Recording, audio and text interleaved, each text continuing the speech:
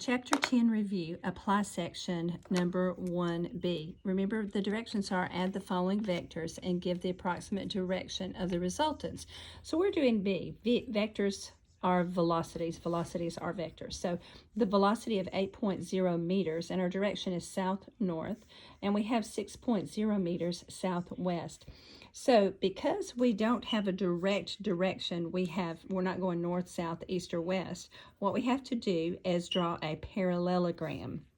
So we're going to go south-north and then southwest, and so our resultant displacement is c squared. We will use Pythagorean theorem to determine the result.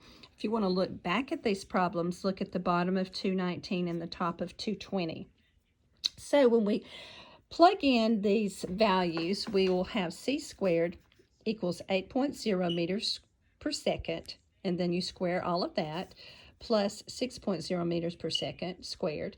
And that actually, your end result is going to be 10 meters per second, or 10.0, but let me show you how we got that. Okay, so I have 8.0 meters per second squared, 6.0 meters per second squared. So 8 squared is 8 times 8. That's going to be 64 meters squared and second squared, plus 6 times 6 is 36. So we have 36 meters squared per second squared. So 64 and 36 equals 100 meters squared per second squared.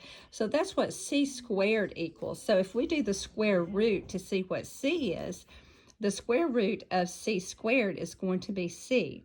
And the square root of 100 is 10, because 10 times 10 equals 100.